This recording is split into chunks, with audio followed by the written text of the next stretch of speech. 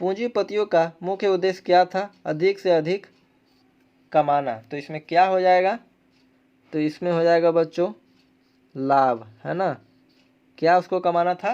तो लाभ कमाना था। और भी है, ख है 15वीं शताब्दी के एक नए आंदोलन की शुरुआत हुई जिसे क्या कहते हैं?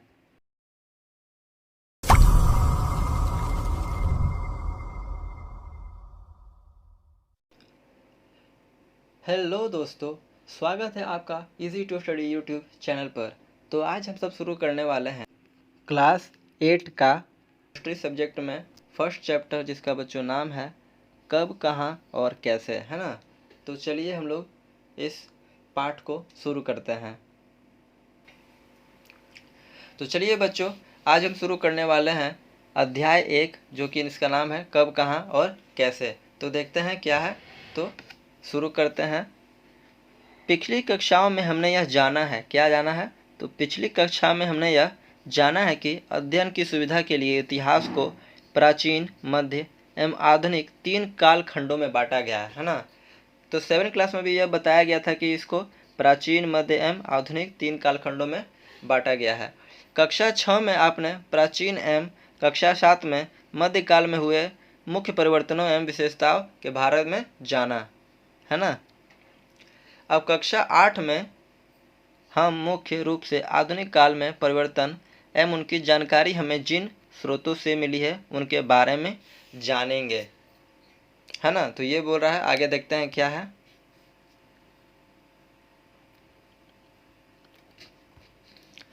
बोल रहा है बच्चों, प्रत्येक काल में होने वाले परिवर्तन ही उस काल की विशेषता होती है।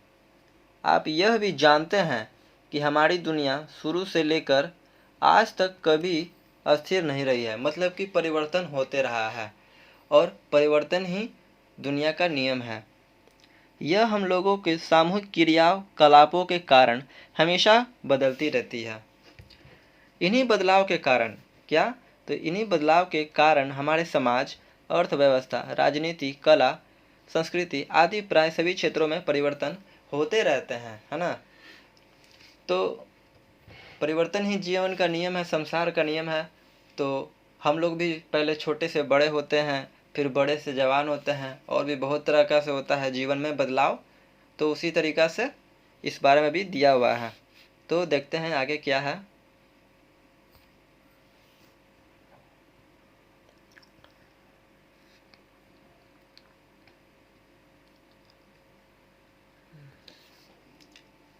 आपने कक्षा 6 एवं 7 में पढ़ी गई बातों के आधार पर चर्चा करें। पहला बोल रहा है, प्राचीन काल में मनुष्यों की जिंदगी में आने वाले मुख्य 5 परिवर्तन, मतलब कि 5 मुख्य परिवर्तन क्या हो सकते हैं। तो ये प्रश्न है बच्चों। और दूसरा है, मध्यकाल में सामाजिक और राजनीतिक क्षेत्रों में आए 5 मुख्य परिवर्तन क्या हो सकते हैं। तो इन सभी प्रश्नों का उत्तर हम सब करेंगे, लेकिन कब करेंगे?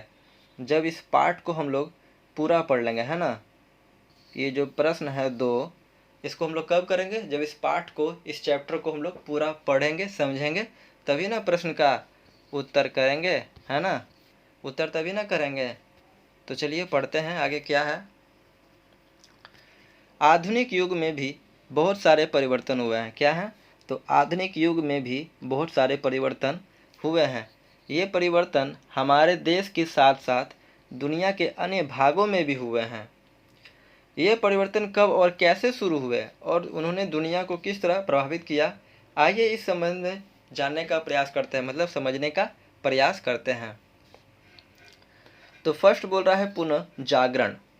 आधुनिक युग को जन्म देने वाले अनेक परिवर्तनों की शुरुआत सबसे पहले यूरोप में हुई। तो कहाँ हुई? यूरोप में हुई।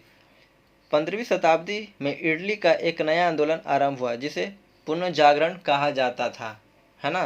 क्या कहा जाता था? तो पुनः जागरण कहा जाता था। आगे देखते हैं।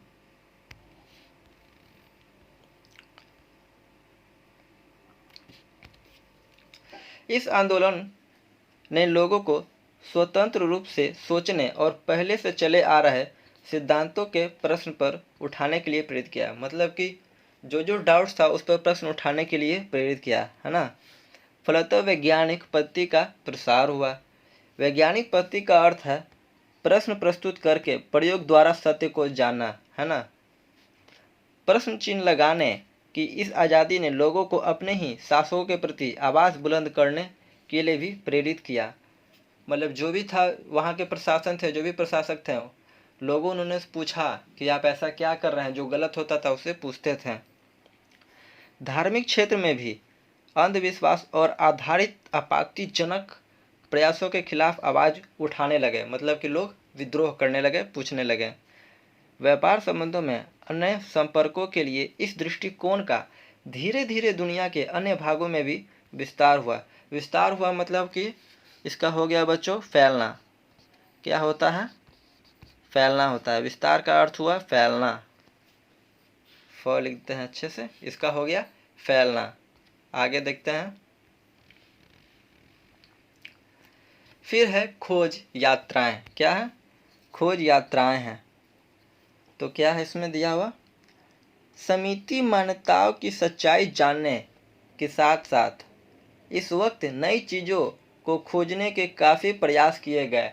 मतलब ये जो काल चल रहा था इसमें बहुत सारा बात हुआ, बहुत सारी घटनाएं घटित हुई, है ना। इसी समय अपने इलाके से बाहर की दुनिया के बारे में जानने का भी प्रचलन हुआ, है ना। तो जो भी यात्रीगण थे, जो भी खोज करता थे, इसी काल में ही उन्होंने खोज करने की सोची। ठीक है। अब बोलता है इसके अंतर्गत यूरोप के नाविकों और नौचालकों ने दुनिया के अन्य देशों तक पहुंचने का प्रयास किया। तो जैसा कि हमने बोला बच्चों कि इस काल में ही जो भी खोज करता थे उन्होंने दूसरी दुनिया या दूसरी जगह के बारे में खोज करने की सोची। तो ये थे नाविक थे और नौचालक थे जो दुनिया के अन्य देशों तक पहुंचने का प्रयास बाहर शुरू किए। फिर है एशिया और अमेरिका के देशों तक पहुंचने के लिए समुद्री मार्गों की खोज भी इन्हीं के प्रयासों का परिणाम थी, है ना। फिर बोल रहा है इन प्रयासों से यूरोप के कुछ लोग ऐसे देशों तक भी पहुंच गए जिनके बारे में उन्हें दुनिया के बारे में बहुत सारे लोगों को कोई जानकारी नहीं थी। मतलब ना उनको कोई जानकारी थी, ना दुनिया को भी कोई जानकारी थी कि ऐसा कोई देश है। और हमारा भारत देश भी बच्चों इसी तरह खोजा गया था। फिर है आपने स्पेन के प्रसिद्ध नाविक कोलंबस के बारे में सुना होगा। तो कौन थे कोलंबस भाई? कोलंबस कौन थे? तो जिसने इसी समय 1942 ईस्वी में अमेरिका महाद्वीप की खोज की। तो कौन खोज की? तो अमेरिका का खोज किए कोलंबस। कौन किए? तो कोलंबस किए। ये बात याद रखिएगा आप लोग। फिर है पुर्तगाल के नाविक। कौन? Vasco D gamma. तो वास्को डी गामा के बारे में आपने सुना होगा कि उन्हें 1498, क्या है ये डेट बच्चों याद रखिएगा, 1498 ईस्वी में यूरोप से भारत तक के समुद्री मार्ग के खोज की थी।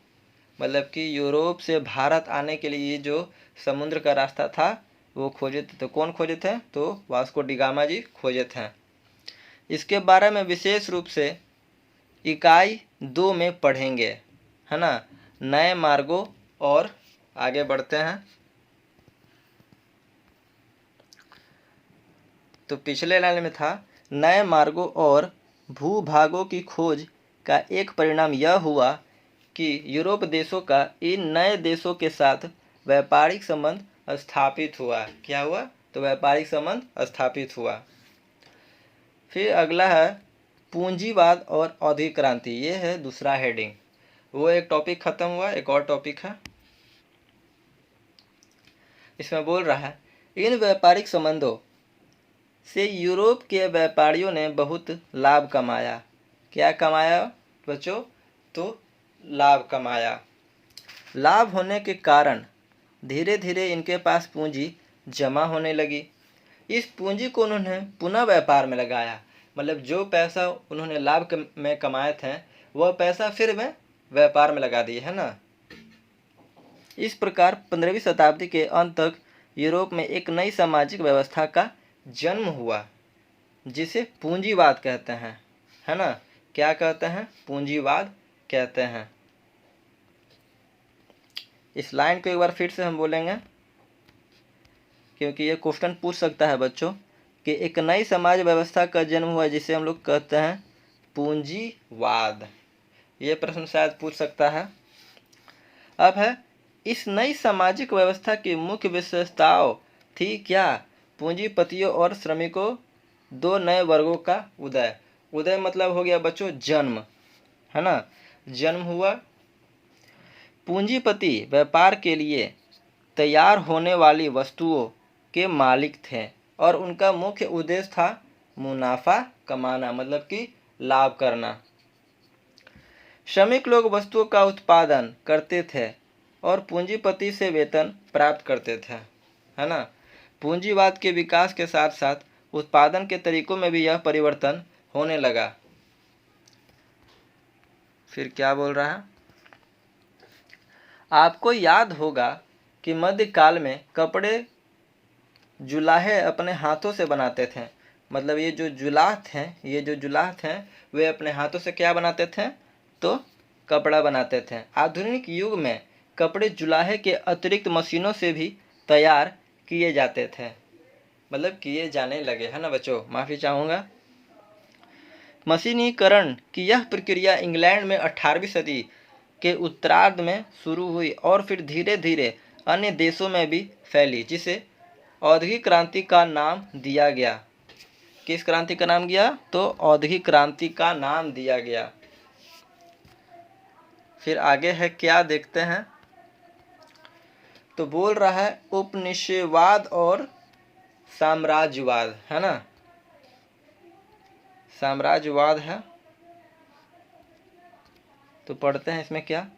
उद्योगों की स्थापना के कारण इन देशों में वस्तुओं का उत्पादन काफ़ी तेजी से होने लगा। किस कारण से? तो उद्योगों की स्थापना के कारण से। अब इन्हीं तैयार वस्तुओं को बेचने के लिए बाजार की आवश्यकता थी, है ना? अब सही बात है, अगर हम लोग सामान कुछ बनाएंगे तो उसको बेचेंगे कहाँ? तो उसके लिए तो बाजार चाहिए। साथ ही इन वस्तुओं को तैयार करने के लिए कच्चे माल की भी आवश्यकता थी। तो ये भी सही है। इन दोनों ही, क्या बोल रहा है आगे देखते हैं। तो बोल रहा है इन दोनों ही आवश्यकताओं ने यूरोप के देशों को अपने देशों से बाहर की दुनिया में पैर फैलाने पर मजबूर कर दिया। मतलब कि जो भी कच्चा माल वो कहाँ से लाएंगे और बाजार है वो मतलब किस बाजार से बेचेंगे? तो बाजार बनाएंगे तो ना बेचेंगे। तो इसी आवश्यकता के कारण दुनिया में पैर फैलाने पर उनको मजबूर कर दिया। किसने? यूरोप के लोगों को, है ना? फिर बोल रहा है इन देशों को लगा कि अगर वे दूसरे देशों की अर्थव्यवस्था पर काबू पा लेंगे तो उन्हें अपने उद्योगों के लिए न केवल कच्चा माल सस्ते दामों में मिलेगा बल्कि उनके तैयार माल के लिए बाजार भी उपलब्ध हो जाएगा। तो ये सोच वो रखते थे, है ना? कौन? यूरोपीय लोग। एक जो है नोट्स है बच्चों, इसको हम लोग पढ़ते हैं। तो बोल रहा है इन्हें भी जाने। साम्राज्यवाद सैनिक अथवा अन्य तरीकों से विदेशी भूभाग के प्रदेशों को अपने अधीन कर अपना राजनीतिक प्रभुत्व स्थापित करना, इसको क्या कहता है? साम्राज्यवाद कहता है। मतलब साम्राज्यवाद का ये क्या हो गया? ये अर्थ हो गया टोटल। अब पढ़ते हैं यहाँ, इससे साम्राज्यवादी अर्थव्यवस्था की शुरुआत हुई। मतलब क्या बोल रहा है? इससे साम्राज्यवादी व्यवस्था की शुरुआत हुई। इसीलिए हम पहले ये वाला लाइन क्लियर किए कि साम्राज्यवाद का अर्थ ये होता है। अब यहाँ से साम्राज्यवादी व्यवस्था की शुरुआत हुई तो इसका ये अर्थ है, मतलब, है ना? देखो यहाँ भी साम्राज्यवाद लिखा हुआ है। तो आगे क्या है? 18वीं शताब्दी के उत्तरार्ध में शुरू हुई यह प्रक्रिया एशिया, अफ्रीका और दक्षिणी अमेरिका के अधिकांश देशों को क्या हो गया? अधिकांश देशों को औद्योगिक यूरोपीय देशों के आर्थिक व राजनीतिक नियंत्रण के अंदर ले गई। मतलब कि यूरोप के जो थे ना वो कंट्रोल कर लिए। फिर इस प्रक्रिया के अंदर शासित देशों कॉलोनी अर्थात उपनिवेश कहलाए। मतलब जो छोटा छोटा बना दिया था ज़मीन का उसको बोलते थे उपनिवेश। बड़े पैमाने पर इस प्रक्रिया को अपनाने के कारण इस युग को औपनिवेशिक युग भी कहते हैं।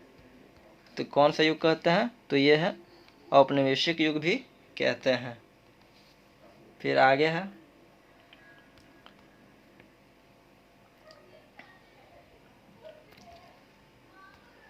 अब है बच्चों जो अगला है, 3 हम लोग पढ़े हैं, अगला है अमेरिकी एवं फ्रांसीसी क्रांति। मतलब दोनों लड़े थे तो उसके बारे में बताया हुआ है। दुनिया में हो रहे इन बदलाव के बीच 18वीं कौन सा? तो 18वीं सदी के अंतिम देशों में 2 महत्वपूर्ण बदलाव हुआ। जो 18वीं सदी थी है ना, 18वीं जो सदी थी इसमें महत्वपूर्ण 2 बदलाव हुए। पहले का संबंध अमेरिकी के स्वतंत्रता संग्राम से एवं दूसरे का संबंध फ्रांसीसी क्रांति से है। मतलब 2 बदलाव हुआ, ये 2 बदलाव हुआ है ना, जो कि फर्स्ट हो गया ये अमेरिका वाला और दूसरा हो गया फ्रांसीसी क्रांति दूसरा वाला। अब देखते हैं क्या है। अमेरिका की खोज के बाद, किसकी खोज? तो अमेरिका की खोज के बाद वहाँ पर यूरोप के देशों ने अपना कब्जा जमा लिया था। कौन सा देश? तो यूरोप देश। धीरे धीरे यहाँ बस गए लोगों ने ही यूरोपीय देशों के भाषण के खिलाफ संघर्ष भारू किया। इस तरह फ्रांस के लोगों ने भी राज परिवार तथा सामंत वर्ग के खिलाफ संघर्ष भारू शुरू किया। इन दोनों ने ही देशों में लोगों का अत्याचार, शोषण और अन्याय के खिलाफ एकजुट होकर किया गया संघर्ष सफल रहा। तो किसके खिलाफ? तो यूरोपीय देशों के भाषण के खिलाफ, है ना, जो उनके राज परिवार था उनके खिलाफ इन्होंने प्रदर्शन किया, जो कि क्या रहा? सफल रहा। अब आगे क्या है? इसके बाद इन देशों ने क्या बोल रहा है? इसके बाद इन देशों के लोगों ने अपने अपने देशों में गणतंत्र प्रणाली की सरकार स्थापित की। स्वतंत्रता और समानता उनके मार्गदर्शक सिद्धांत बन गए। फ्रांस और अमेरिका के इन आंदोलन को कई देशों के लोगों पर बड़ा प्रभाव पड़ा। इसका यह एक प्रभाव भी था कि धीरे धीरे एक निश्चित क्षेत्र में रहने वाले लोगों जो लंबे समय एक दूसरे के साथ थे और एक जैसी भाषा बोलते थे, अपने को एक जैसा माने एक राष्ट्र के रूप में पहचानने की परंपरा भारू शुरू हुई। कौन सा? वो यूरोप के खिलाफ आंदोलन जो शुरू किए, सफलता मिली उसके बाद से। तो फिर एक यहाँ पे प्रश्न पूछ रहा है, अत्याचार और शोषण के शिकार हमारे देश में किस प्रकार की सरकार है एवं उसके नीति निर्देशों सिद्धांतों की चर्चा करें, है ना। ये भी जो प्रश्न है ये बोल रहा है, तो इसको हम लोग करेंगे पाठ पूरे पढ़ने के बाद। अब आ गया है बच्चों, क्या है? अगला पाठ है, मतलब अगला जो टॉपिक है, अगला जो है हेडिंग इस पाठ में क्या दिया हुआ है? आधुनिक काल एवं हमारा देश, है ना। तो कुछ इसको शुरू करने से पहले कुछ बातें हम लोग जान लेते हैं। ये है, इसको लिखा हुआ है इन्हें भी जाने, तो ये बिल्कुल पढ़ना चाहिए, इम्पोर्टेंट वर्ड्स में दिया रहता है। तो क्या है? प्राय 18वीं शताब्दी के उत्तरार्ध को 1750 ईस्वी के बाद आधुनिक काल का प्रारंभ माना जाता है। मतलब कि क्या? 1750 के बाद जो होता है, जो काल किया जाता है उसको बोला जाता है आधुनिक काल। क्या होता है? आधुनिक काल कहा जाता है। फिर है आधुनिक शब्द का इस्तेमाल, क्या बोल रहा है? आधुनिक शब्द का इस्तेमाल जब समय के अंदर संदर्भ में किया जाता है तो इसका अर्थ अतीत का सबसे नज़दीक हिस्सा जो पिछले लगभग 300 वर्षों से संबंधित है। तो आधुनिक काल का जो है ये क्या है, 300 काल से भी ज़्यादा साल से ये संबंधित है ना। तो पढ़ते हैं इसको। इस प्रकार यूरोप में हुए इन परिवर्तनों से प्रभावित होकर अन्य देशों के लोगों ने नए ढंग से सोचना विचारना शुरू कर दिया, है ना। नए उपनिवेशों की तलाश में जब यूरोपीय देश हमारे देश में आए तो हमारे देश पर भी इन परिवर्तनों का प्रभाव पड़ा। मतलब यूरोप के लोग जब भारत देश में भी आए तो क्या हुआ, परिवर्तनों का प्रभाव पड़ा। आपको याद होगा कि 18वीं सदी की शुरू में हमारे देश किस प्रकार टुकड़ों में बटा हुआ था। मतलब बहुत से राज्य थे, बहुत से राज्य के राजाओं थे जो कि अपना अलग अलग राज्य मतलब देश बनाए हुए थे। पहले एकजुट देश नहीं था बच्चों, जो राज्य होता था वही उन लोगों के लिए देश होता था। अब क्या बोलता है इसको, इसी समय यूरोप के व्यापारी भारत के विभिन्न भागों में व्यापार में जुटे थे। उनमें से जो व्यापार इंग्लैंड से आए वे व्यापार करते करते धीरे धीरे हमारे देश के शासक बन बैठे। तो ये किसके बारे में कहा जाता है, तो ये अभी अंग्रेज है ना, अंग्रेज के बारे में बोला जा रहा है।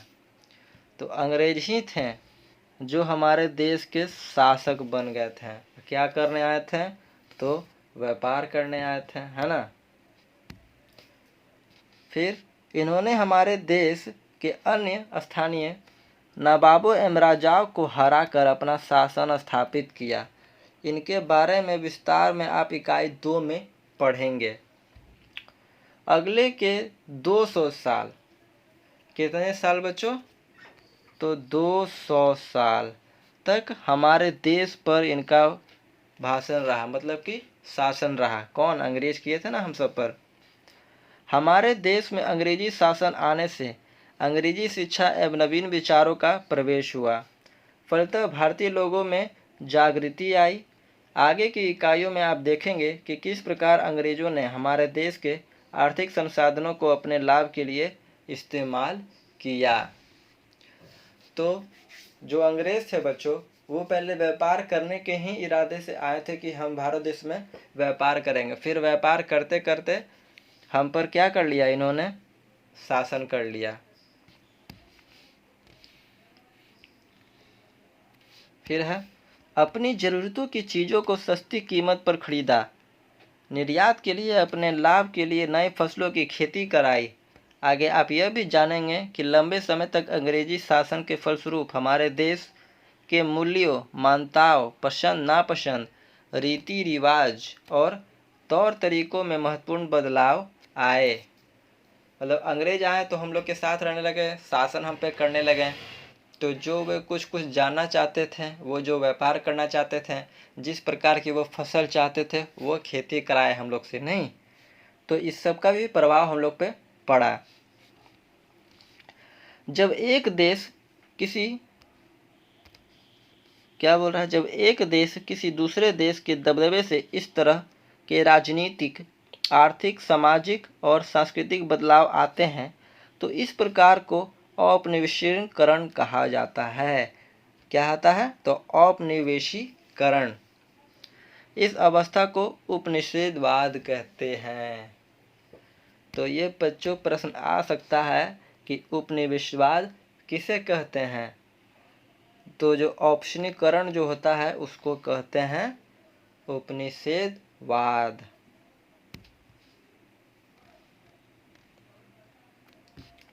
फिर बोलता है, इस काल से विभाजन से अलग हटकर कुछ इतिहासकार आर्थिक एवं सामाजिक कारकों के आधार पर भी अतीत के विभिन्न कालखंडों की विशेषताएं तय करते हैं। जो घट रहा था, जो कुछ इतिहासकार थे वे सब इस घटना को लिखते थे, तभी हम लोग इस सब बातों को जान पा रहे हैं, है ना। इसी तरह कई अंग्रेज इतिहासकारों ने भारतीय इतिहास के कालखंडों को अपने नज़रियों से बांटने की कोशिश की। 1817 में स्कॉटलैंड के अर्थशास्त्री, इतिहासकार और राजनीतिक दार्शनिक जेम्स मिल ने 3 खंडों में history of British India, British Bharat का इतिहास नामक एक किताब लिखी है ना। कौन सा किताब लिखा है? तो history of British India, British Bharat का इतिहास नामक एक किताब लिखी। इस किताब में उन्होंने भारत के इतिहास को हिंदू, मुस्लिम और ब्रिटिश इन 3 खंडों में बांटा है, मतलब काल खंडों में बांटा है। यह विभाजन इस विचार पर आधारित था कि शासन का धर्म एक ही महत्वपूर्ण ऐतिहासिक परिवर्तन होता है। क्या है, इसको फिर से पढ़ते हैं, जो कि इस किताब में क्या लिखा है। तो उन्होंने बोला है कि भारत के इतिहास को हिंदू, मुस्लिम और ब्रिटिश इन 3 कालखंडों में बांट दिए। कौन? जो इतिहासकार थे। यह विभाजन इस विचार पर आधारित था कि शासकों का धर्म एक ही मात्र महत्वपूर्ण ऐतिहासिक परिवर्तन होता है। कालखंडों के इस निर्धारण को उस वक्त लोगों ने भी मान लिया था। तो पहले के जो भी लोग थे, बच्चे लोग, वो सीधे साधे थे। अब तो जैसे हम लोग जैसे नहीं ना है, शैतान है, जो कि बच्चे हम लोग शैतान करते हैं, किसी की बात जल्दी मानते नहीं हैं। पर उस समय भारत पर अंग्रेजी शासन था और वो जैसा चाहते थे वो वैसा नियम बना देते थे। तो आगे है क्या? तो ये जो एक प्रश्न है, क्या आप भारतीय इतिहास को समझने के इस तरीके से सहमत हैं? कक्षा में चर्चा कीजिए। तो इस प्रश्न को भी हम लोग करेंगे, लेकिन कब? जब पाठ हम लोग पढ़ लेंगे। फिर बोल रहा है, क्या है? जेम्स मिल को लगता था। तो जेम्स मिल कौन थे? जेम्स मिल कौन थे? तो इतिहासकार थे, है ना। तो जेम्स मिल को लगता था एशियाई देश प्रगति और सभ्यता के मामले में यूरोप से काफ़ी पीछे था। कौन? एशियाई देश। उनका मानना था कि भारत में अंग्रेजों के आने से पहले यहाँ हिंदू और मुसलमान तानाशाहों का शासन था। भारत के लोग इतने पिछड़े एवं असभ्य थे कि अंग्रेजी शासन से ही उसका कल्याण हो सकता था। अंग्रेजी भारतीयों से श्रेष्ठ और बेहतर थे। एक और तो वे भारतीय इतिहास को हिंदू मुस्लिम काल खंड में बांटते हैं, जबकि अपने लिए ब्रिटिश भाद का उपयोग करते हैं, ईसाई शब्द का प्रयोग नहीं करते। ब्रिटिश शब्द से संबंध अपनी एकता और राष्ट्रीयता का बोध कराना चाहते थे। कौन? यूरोपीयवादी, मतलब अंग्रेज जो थे वो ब्रिटिश थे, है ना। उनको ब्रिटिश भी बोला जाता है।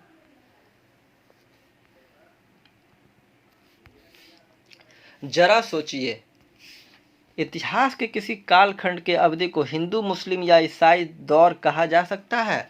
ये पूछ रहा है ना।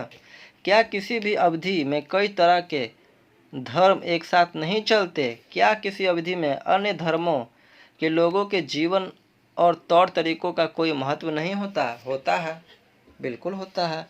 हमें यह याद रखना चाहिए कि किसी भी अवधि का इतिहास किसी तरह के अन्य लोगों से अकेले नहीं बनता, बल्कि समाज के सारे लोग एक साथ मिलकर चलने से बनता है ना। मतलब सभी लोग इकट्ठा रहेंगे तो ही ना एकता है, तो और एकता में क्या है? बल है। तो ये एक प्रश्न है।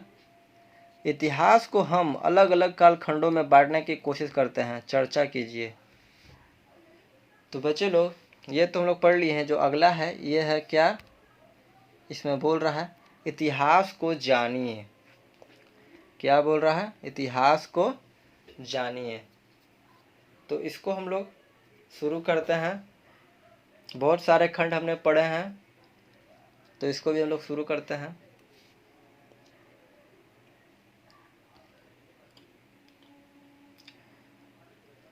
इसमें अगला बोल रहा है बच्चों, इतिहास को जानिए। तो शुरू करते हैं।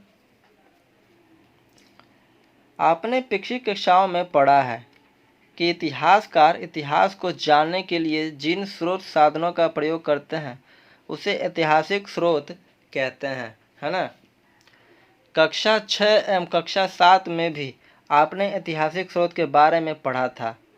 प्राचीन काल एवं मध्यकाल के कुछ ऐतिहासिक स्रोतों का स्मरण करते हुए निम्न तालिकाओं भरने का प्रयास करें। तो कौन कौन सा है? तो देखिए ये है पहला जो है प्राचीन काल और यह है मध्यकाल। तो इसमें स्रोत है शिलालेख था, तो शिलालेख था। और फिर मध्यकाल में पहला था क्या था, पांडुलिपि जी थे, मतलब पांडुलिपि के लोग आए हुए थे। और भी है जैसे कि 2 नंबर, 3 नंबर, 4 नंबर, 5 नंबर। तो इन सब को हम लोग क्या करना है, भरना है ना। क्या करना है, तो भरना है। और देखते हैं आगे। स्मरण करें, प्राचीन काल एवं मध्यकाल के स्रोत प्राय एक ही हैं, मतलब प्राय थे एक ही, लेकिन प्राचीन काल की तुलना मध्यकाल में स्रोतों की संख्या काफ़ी अधिक हो गई। आपने देखा कि पुराने प्रकार के स्रोत अतिरिक्त मध्यकाल में कुछ नए स्रोत सामने भी आए, मतलब जो अंग्रेज आए थे ना, तो कुछ कुछ अच्छे चीज़ भी वो किए। आगे आप पाएंगे कि आधुनिक काल में इन स्रोतों की संख्या एवं विविधता वृद्धि हुई है। ऐसा क्यों हुआ, आइए इसे समझने का प्रयास करते हैं। तो ये सब बहुत सारा है। तो क्या है, प्रयास करते हैं समझने का। 7वीं कक्षा में आपने पढ़ा था कि 19वीं सदी से पहले सालों में छापेखाने नहीं थे। लिपिक व नक्सलवीस हाथ से ही पांडुलिपि की प्रवृत्ति बनाई पड़ती थी। मतलब बोल रहा है, क्या बोल रहा है इसमें, 7वीं कक्षा में आपने पढ़ा था कि 19वीं सदी से पहले सालों में छापेखाने नहीं थे। मतलब जो था, जिसको हम लोग आज में इंग्लिश में फोटोकॉपी बोलते हैं, उसको हिंदी में बोलते थे क्या, छापे खाना। तो वो पहले नहीं था ना। लिपिक व नकल 20 हाथ से ही पांडुलिपियों की प्रतिकृति बनती थी। मतलब ये हो गया प्रतिकृति, जो हो गया बच्चों, इसी को बोलते हैं हम लोग फोटो या प्रतिलिपि भी बोलते हैं।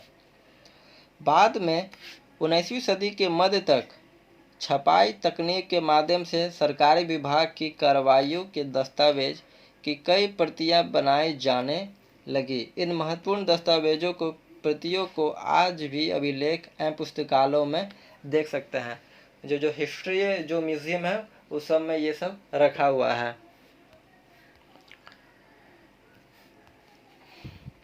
अभिलेखागारों में सरकार के दस्तावेजों को सुरक्षित रखा जाता है।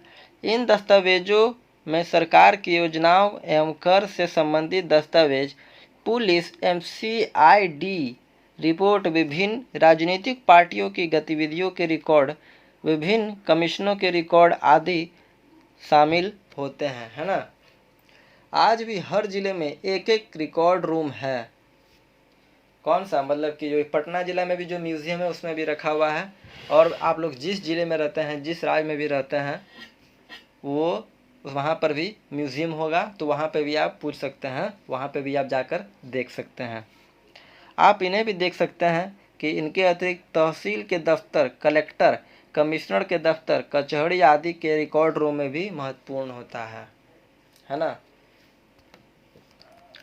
तो ये प्रश्न बच्चों बोल भी रहा है, क्या बोल रहा है कि आप अपने ज़िले के रिकॉर्ड रूम में जाकर अपने ज़िले से संबंधित क्या क्या जानकारियाँ प्राप्त करना चाहेंगे, इन जानकारियों की एक सूची बनाइए। मतलब आप कर सकते हैं। फिर है, इसी तरह पुस्तकालयों में वर्षों पहले के पुराने अखबार, व्यक्तिगत पत्र, डायरियाँ, निजी दस्तावेज आदि चीज़ें सुरक्षित रखी जाती हैं। महान व्यक्तियों के जीवन की आत्मकथा भी इतिहास के अध्ययन में उपयोगी साबित हुए हैं। इन पुस्तकों से हमें उन व्यक्तियों के बारे में विशेष जानकारी मिलती है जिन्हें राजनीतिक, प्रशासन एवं समाज सेवा के क्षेत्र में महत्वपूर्ण योगदान किया था, है ना। साथ ही इन पुस्तकों से हमें उस समय के समाज में हो रही विभिन्न प्रक्रियाओं का भी बारे में पता चलता है। क्या चलता है, प्रक्रियाओं के बारे में पता चलता है। अगला है, आत्मकथा एवं जीवन के संबंध में अपने शिक्षक की सहायता की चर्चा करें। तो ये प्रश्न भी है बच्चों, हम लोग बना लेंगे। अब आगे क्या है, अपने देश की राजधानी नई दिल्ली में राष्ट्रीय अभिलेखागार, नेहरू स्मारक पुस्तकालय एवं पटना स्थित सच्चिदानंद सिन्हा पुस्तकालय, बिहार राज्य अभिलेखागार जैसी संस्थाओं में आप जाकर इन सामग्री का अध्ययन कर सकते हैं, मतलब जो भी पुराना चीज़ है। और एक और बात बच्चों, जो कि अपने पटना के म्यूज़ियम में है, गांधी जी का घड़ी है ना, क्या है? तो गांधी जी का शायद घड़ी है, जो कि गांधी जी यूज़ करते थे, है ना, घड़ी था, ये घड़ी है। मेरी ड्राइंग बहुत ख़राब है ना। तो ये सब हम लोग जाकर अपने शहरों या और अपने ज़िलों के म्यूज़ियम में जाकर देख सकते हैं। तो आगे बढ़ते हैं। महत्वपूर्ण व्यक्तियों के भाषण, साक्षात्कार एवं स्मृतियों के रिकॉर्ड रखने की परंपरा कुछ संग्रहालयों में शुरू की गई है। 19वीं सदी की शुरुआत तक पूरे देश का मानचित्र तैयार करने के लिए बड़े बड़े सर्वेक्षण किए जाने लगे। सर्वेक्षण के धरती की सतह, मिट्टी की गुणवत्ता, वहां मिलने वाले पेड़ पौधे और जीव जंतुओं तथा स्थानीय फसलों का पता लगाया जाता था। किसके माध्यम से? तो सरकार के माध्यम से। ये देखो है पौधा है ना। इसके अलावा वनस्पति सर्वेक्षण, प्राणी वैज्ञानिक सर्वेक्षण, पुरातत्व सर्वेक्षण, मानव शास्त्रीय सर्वेक्षण, वन सर्वेक्षण आदि कई दूसरे सर्वेक्षण भी किए जाते थे। आज ये सारे सर्वेक्षण महत्वपूर्ण ऐतिहासिक स्रोत साबित हो रहे हैं। 19वीं सदी के आखिर हर 10 साल में जनगणना भी की जाने लगी। तो कौन सा सदी? तो 19वां सदी, ये याद रखिएगा। जनगणना के द्वारा भारत के सभी प्रांतों में रहने वाले लोगों की संख्या, उनका धर्म, जाति, व्यवसाय, शिक्षा स्तर आदि के बारे में जानकारियाँ इकट्ठा की जाने लगी। इन जानकारियों के आधार पर उनके बेहतरी के लिए भावी योजनाएं तैयार की जाती थी, मतलब जनगणना जो होता था ना, उसके द्वारा।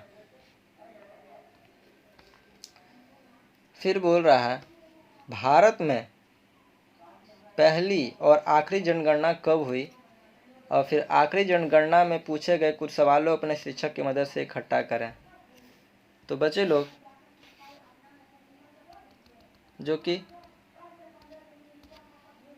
पहला जनगणना तो हमको पता नहीं है, बट आप लोग ज़रूर देखिएगा कि कब हुआ था। लेकिन जो आखिरी जनगणना हुई है वह कब हुई है वो हम बता सकते हैं। तो जो आखिरी जनगणना है वो हम बताएंगे कब? तो वीडियो के लास्ट में, है ना, मतलब कि अंत में बता देंगे आपको हम। चलिए आगे बढ़ते हैं। इन सारे ऐतिहासिक स्रोत के अलावा एक अनपढ़ आदमी, आदिवासी, किसान, खदानों में काम करने वाले मजदूर, फुटपाथ और ज़िंदगी गुजारने वाले गरीब क्या सोचते हैं, इन सब का बारे में भी योजनाएं बनती थी। उनके अनुभव क्या हैं, इसे जानने के लिए हम लोगों को अभी और कोशिश करनी पड़ेगी। इसके लिए हम उस समय के कवियों, उपन्यासकारों की रचनाएं, स्थानीय बाज़ारों में बिकने वाली लोकप्रिय पुस्तकें, यात्रियों के स्मरण आदि चीज़ों का टोटलाना होगा, मतलब कि ढूंढना होगा। आपने महान उपन्यासकार मुंशी प्रेमचंद के बारे में अवश्य सुना होगा। तो आपने भी बच्चों सुना है कि मुंशी प्रेमचंद एक बहुत ही उम्दा कवि, मतलब कि बहुत ही प्रसिद्ध, बहुत ही अच्छे कविता लिखते थे, है ना।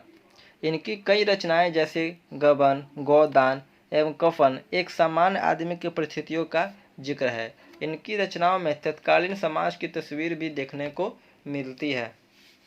तो बच्चे लोग, आप सब नहीं देखो, बट गोदान आप ज़रूर देखना, क्योंकि मैं भी जब बच्चा था तो देखा था, अभी भी देखता हूँ।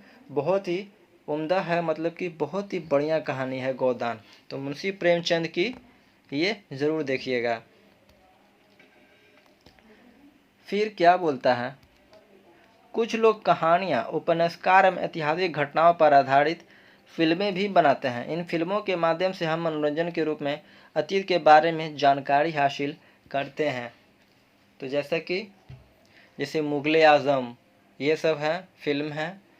और अभी में है दीपिका पादुकोण जी का फिल्म था, पद्मावत आया था, वो भी क्या है, ऐतिहासिक घटना के आधारित पर फिल्म बनाया गया है। इसमें पूछ रहा है, अगर आप अपने कुछ कहानियों एवं ऐतिहासिक घटनाओं पर आधारित फिल्म देखी है तो वर्ग में कक्षा की मतलब अपने साथियों के बीच चर्चा कर सकते हैं आप, है ना। तो जो कि दो नाम हम बताएं, एक था मुगल आजम और थी पद्मावत, जो कि इतिहास से जुड़ी हुई है। और भी बहुत सारी हैं, अक्षय कुमार का पृथ्वीराज भी आया है, तो वो सब आप देख सकते हैं, जो कि इतिहास से जुड़ा हुआ है, ऐतिहासिक घटनाओं पर आधारित है। इसमें बोल रहा है, करीब 200 साल पहले कैमरे का आविष्कार हुआ था। कब हुआ था? 200 साल पहले हुआ था। भारत में इसका इस्तेमाल 1850 ईस्वी के दौरान शुरू हुआ। मुगल साम्राज्य के अंतिम बादशाह बहादुर शाह द्वितीय का फोटो उपलब्ध है, मतलब अभी भी है, म्यूजियम में रखा हुआ है। वह पहला और आखिरी मुगल बादशाह था जिसकी फ़ोटो कैमरे से खींची गई थी। ऐतिहासिक स्रोत के रूप में व्यक्तियों, स्थानों और वस्तुओं की फ़ोटो बहुत उपयोगी साबित होते हैं। मतलब कि उस समय में क्या क्या था, किस तरह का दिखता था। तो पहले कैमरा नहीं ना था, लेकिन 200 साल पहले कैमरा आ गया था। तो जो कुछ कुछ थे, जैसा कि ये थे बहादुर शाह द्वितीय, इनका फ़ोटो उपलब्ध है। आपने ऐतिहासिक स्रोत के बारे में जाना, आइए कुछ ऐतिहासिक स्रोतों के विभिन्न समाचार पत्र, CID रिपोर्ट एवं पत्र के माध्यम देखने का प्रयास करें। तो ये शायद फ़ोटो है बच्चों, एक जो बहुत पुराना में लिया गया है, और किनका है? तो बहादुर शाह जफ़र, यही थे मुग़ल शासन के अंतिम सम्राट, है ना, मतलब कि अंतिम राजा बोल सकते हैं आप, यही था। और बोल रहा है ये है, उस समय के देखिए ये पेपर था, मतलब कि जो पत्रिका निकलती थी, पहले समाचार बच्चों नहीं था ना, कि पेपर पहले नहीं था, पहले कुछ कुछ पत्रिका ही निकलती थी, मैगजीन बोलते हैं इसको भी। देखिए जैसे कि पंडित जवाहरलाल नेहरू इन बिहार, है ना, ये रिपोर्ट है। 3000 man new assemble and hair to him, छापर टू हिम, है ना, यही है। तो ये देखिए है पहले ज़माने के है, और कब का है ये? तो ये देखिए है 1980s, मतलब ये 1980 में, माफ़ करिएगा बच्चों, 1880 लिखा हुआ है। तो कितना लिखा हुआ है? तो 1880 में ये निकला था पत्रकारिता। और भी है, देखिए दिए हुए हैं, इसका क्या है लिखा हुआ है, क्या स्रोत। 31 मार्च को पंडित जवाहरलाल नेहरू छपरा से अपनी सभा की शुरुआत करते हैं। छपरा रेलवे स्टेशन पर डॉक्टर महमूद एवं करीब 400 कार्यकर्ताओं ने उनका क्या किया? स्वागत किया। 9 बजे सुबह आसपास के इलाकों में करीब 8 गांव में सभाएं की। प्राय हर जगह लोगों के अहिंसात्मक ढंग नमक कानून तोड़ने का आग्रह किया। 31 मार्च की रात की बेतिया के लिए रवाना हुई। कहाँ के लिए? तो बेतिया के लिए। अगले दिन की 1 अप्रैल को बेतिया में करीब 20,000 लोगों की सभा को संबोधित किया। बेतिया के कार द्वारा मोतिहारी के लिए रवाना हुए। वहां वो दोपहर करीब 10,000 लोगों के भीड़ को संबोधित किए, मतलब कि सभा में वो लीड किए, है ना, नेतृत्व किए। हर जगह लोगों ने उत्साहपूर्वक उनका क्या किया? तो स्वागत किया।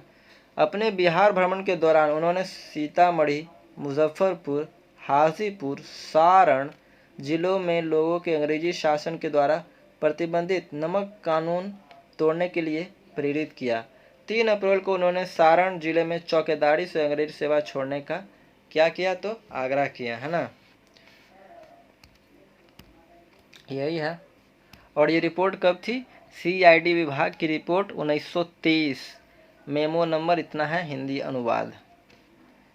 तो देखिए 1900 कितना में, तो 1930 ईस्वी का है ये, है ना, लेकिन कब था? बहुत पहले का था। ये एक और है पत्रकारिता है। तो ये सब अपने आप किताब में देख लीजिएगा, है ना, बुक में क्या कीजिएगा आप लोग, देख लीजिएगा, बुक में आप लोग देख लीजिएगा।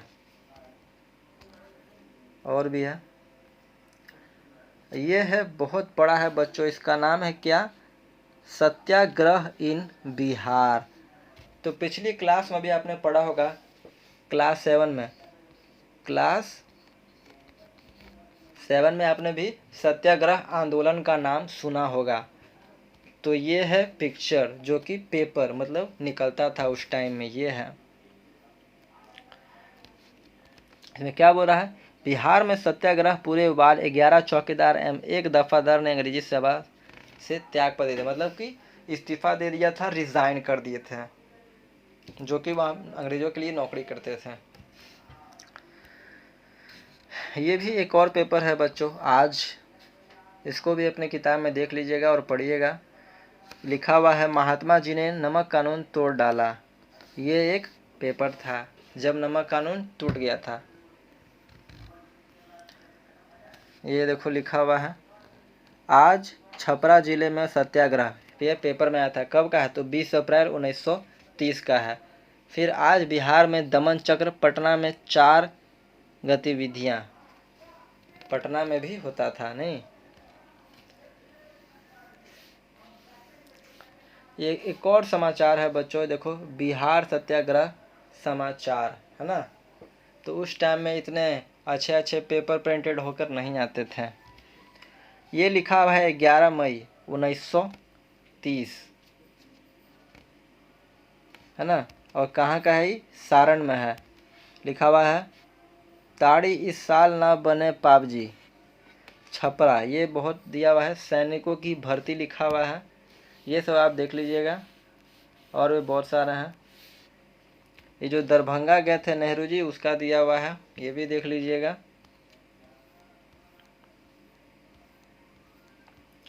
अब स्रोत क्या है बच्चों, स्रोत हम बता देते हैं।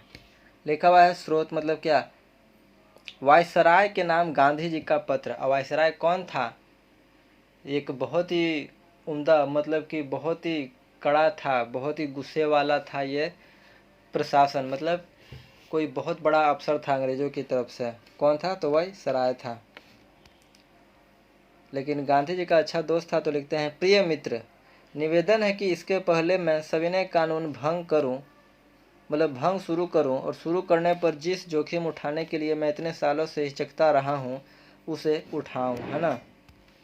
इस उम्मीद से कि आपको यह पत्र लिखने जा रहा हूं, अगर समझौते का कोई रास्ता निकल सके तो उसके लिए कोशिश करके देखो। नहीं, अहिंसा में मेरा विश्वास तो जाहिर ही है। जानबूझकर मैं किसी भी प्राणी की हिंसा नहीं कर सकता, तो फिर मनुष्य हिंसा की तो बात ही क्या करें। फिर भले ही मनुष्यों ने मेरा या जिन्हें मैं अपना समझता हूँ उनके बड़े से बड़ा हित ही क्यों न किया हो। इसलिए जो भी अंग्रेजी सल्तनत को मैं एक बला मानता है, तो भी मैं यह कभी नहीं चाहता कि एक भी अंग्रेज को भारत में उपार्जित एक उचित हित किसी तरह का नुकसान पहुँचे। तो ये कौन कह रहे हैं, गांधी जी पत्र लिखे थे ना वायसराय को, उसी में बोल रहे हैं। तो फिर मैं किस कारण अंग्रेजी राज को साफ रूप मानता हूँ, कारण यह है कि इस राज ने एक ऐसा तंत्र खड़ा कर लिया है जिसकी वजह से मुल्क हमेशा के लिए बढ़ते हुए परिणाम में बराबर चूसा रहे। अलावा इस तंत्र का फौजी और दीवानी खर्च इतनी ज़्यादा तबाही करने वाला है कि मुल्क उसे निकाले, है ना। मतलब बहुत ज़्यादा शोषण कर रहा था ना। अगर आप ना सुनेंगे तो, लेकिन अगर आप लिखी बुराइयों को दूर करने का इलाज आप ढूंढ निकालें, मेरे इस खत का आप पर कोई असर न होगा, तो इस महीने की 11वीं तारीख को मैं अपने आश्रम के जितने साथियों को ले जा सकूंगा उतने साथियों के साथ नमक संबंधी कानून को तोड़ने के लिए कदम बढ़ाऊंगा। गरीबों की दृष्टि बिंदु से यह कानून मुझे सबसे ज़्यादा अन्यायपूर्ण मालूम हुआ है। आज़ादी की यह लड़ाई खासकर देश के गरीब से गरीब लोगों के लिए है, अतः यह लड़ाई इस अन्याय के विरोधी से शुरू था। तो बजो ये जो नमक वाला था, जो तो ये था कि जो नमक पर भी जो जानते हो टैक्स लगता था, अंग्रेजी सरकार टैक्स लगाती थी कि अगर आप नमक भी ले रहे हैं, जबकि जो नमक था वो हमारे देश में ही बनता था, फिर भी क्या देना पड़ता था, टैक्स देना पड़ता था। तो इसी को संबंधित में यह पत्र लिखे थे कि अगर आप नहीं मानेंगे तो हम ये करेंगे। तो आगे देखते हैं।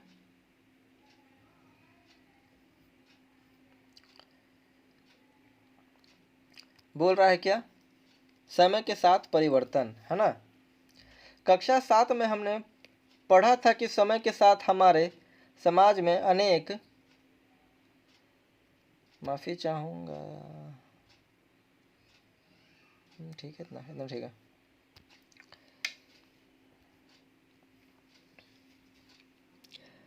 समय के साथ परिवर्तन। कक्षा 7 में हमने पढ़ा था कि समय के साथ हमारे समाज में अनेक परिवर्तन होते रहते हैं। ये परिवर्तन कभी शब्दों के अर्थ, कभी स्थानों के नाम, कभी भौगोलिक सीमाओं एवं जीवन शैली के संदर्भ में होते रहते हैं, है ना। भारतीय उपमहाद्वीप में आधुनिक भारत, बांग्लादेश, नेपाल, पाकिस्तान, भूटान और मालदीव सम्मिलित हैं। इनमें भारत, पाकिस्तान तथा बांग्लादेश अंग्रेजों के भारतीय साम्राज्य के अभिन्न अंग थे, है ना।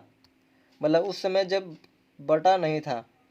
फिर क्या बोलता है, म्यांमार तत्कालीन बर्मा तथा श्रीलंका तत्कालीन सीलोन भी इस 1937 ईस्वी तक अंग्रेजों के एशियाई साम्राज्य के अंग थे। स्वतंत्रता के बाद हमारे देश हिंदुस्तान 2 भागों में विभाजित हो गया, है ना। ये बहुत बुरा हुआ। बलूचिस्तान, सिंध, पश्चिमी पंजाब एवं बुरी बंगाल, मतलब कि पूर्वी बंगाल, जो कि अब बांग्लादेश के नाम से जाना जाता है बच्चों, बांग्लादेश में चला गया, है ना। बाद में पाकिस्तान का पूर्वी हिस्सा अलग होकर बांग्लादेश के नाम से स्वतंत्र हुआ, है ना। देखो बोले थे ना। फिर बोलता है क्या, 20वीं शताब्दी के आरंभ में बिहार व उड़ीसा बंगाल प्रांत के अंग थे। 1912 ईस्वी में बिहार एवं उड़ीसा को बंगाल से अलग कर एक नए प्रांत के रूप में संगठित किया गया। 1936 में उड़ीसा को बिहार से अलग कर दोनों को अलग अलग प्रांत का दर्जा दिया गया। पुनः 15 नवंबर 2000 ईस्वी को बिहार से उसके दक्षिण पठारी क्षेत्र अलग कर पृथक झारखंड राज्य गठित हुआ। तो पहले बंगाल था, बंगाल के अंदर ही बिहार, उड़ीसा, झारखंड ये सब आता था। फिर धीरे धीरे ये सब अलग हुआ। अब देखो आगे है, ये है बिहार का चित्र। बहुत पहले का है, जब आज़ादी हुआ था ना उस समय का चित्र है। तो यही है, देखिए बच्चों, बिहार का है जो चित्र है। ये बगल में उत्तर प्रदेश है, ये है गया, ये है पटना, छपरा है, और भी देश मतलब हैं, जिले हैं। और ये जो नीचे में है यही है झारखंड। तो अलग होके ऐसा दिखता था।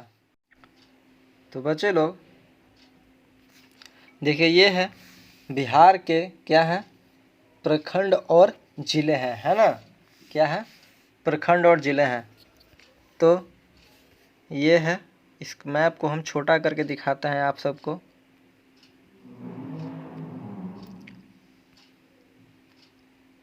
तो देखिए, ये है पूरा जो है ये बिहार है। आप लोग अपनी किताब में देख लीजिएगा, पढ़िएगा कि कहाँ कौन सा जिला है, ठीक है। और ये एक नोटिस दिया हुआ है, क्या है, यह है लखीसराय, शेखपुरा और शिवहर, यहाँ पे इसको दर्शाया गया है। आगे देखते हैं क्या है, एक और है,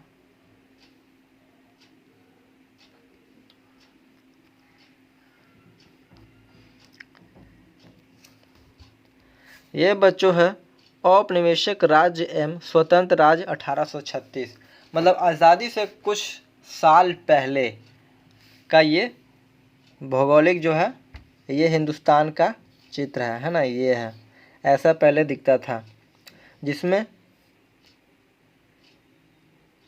इसमें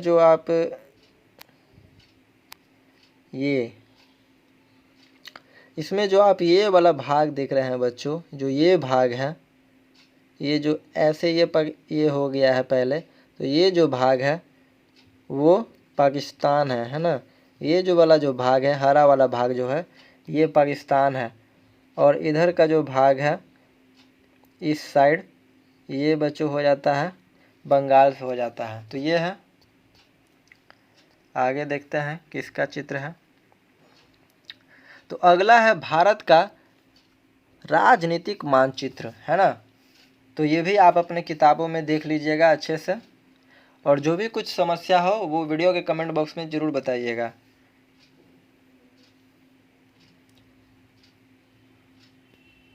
तो आ गए हैं हम लोग। तो बच्चे लोग, हमने यहाँ पे 4 चित्र देखा। पहला है बिहार का राजनीतिक चित्र हम लोग देखें, है ना। दूसरा देखें बिहार का प्रखंड एवं जिले, ये आप सब अपने किताब में ज़रूर देखिएगा। और क्या है, ये देखें औपनिवेशिक राज्य एवं स्वतंत्र राज्य 1836 ईस्वी का, ये उस समय का भारत का मैप है ना। देखिए ये है।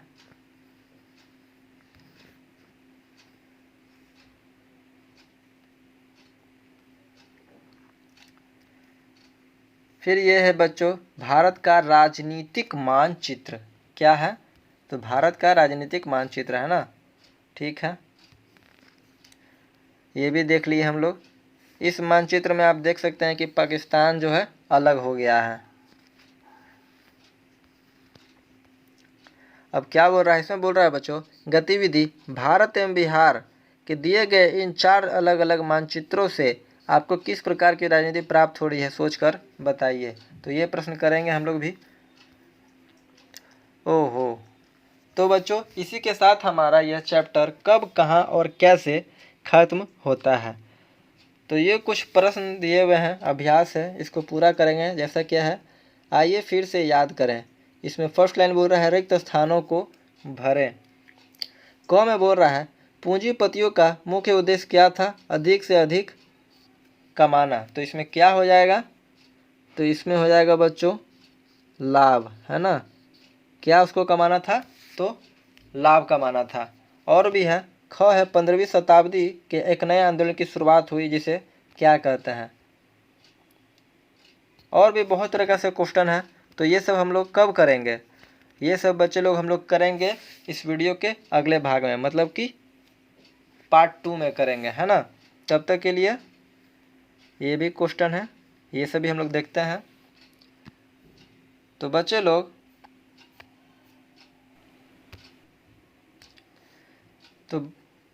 लोग इसी के साथ हमारा अध्याय 1 कब, कहाँ और कैसे खत्म होता है ना। तो इसके अगले वीडियो में, मतलब कि अगले भाग में हम लोग करेंगे कब, कहाँ, कैसे का प्रश्न उत्तर, मतलब कि क्वेश्चन आंसर करेंगे। तब तक के लिए जय हिंद, मिलते हैं हम लोग अगले वीडियो में। तो बच्चों, अगर यह वीडियो आप सबको अच्छी लगी हो तो वीडियो को लाइक करें, कमेंट करें, शेयर करें, और हाँ बच्चों, हमारे चैनल को सब्सक्राइब करना न भूलें। तो मिलते हैं हम लोग अगले वीडियो में, तब तक के लिए घर पे रहिए और सुरक्षित रहिए।